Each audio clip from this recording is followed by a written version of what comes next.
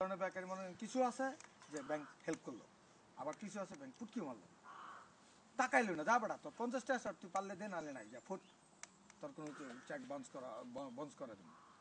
কারণটা কি বলেন?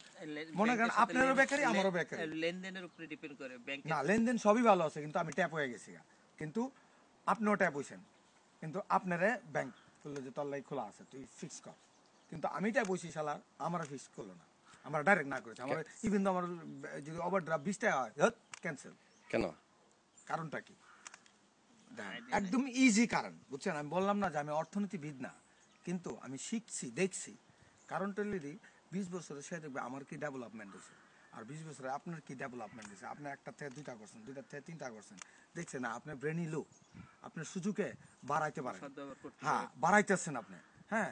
আর আমি যে ওই যে 20 বছর আগে যে 3টা আড়ালে বইছি, এই এখনো 3টা আড়ালে ডলতাছে, আমি ঠাস করে যদি আমি পড়ে যাই আবার এই 3 আড়াল জোড়া দিতে আমার কিন্তু পুটকিটা বাস, এটা কিন্তু ব্যাংক বুঝা লাইছে, এর জন্য কিন্তু আমার ডাইরেক্ট না করে দিছে, বুঝছেন?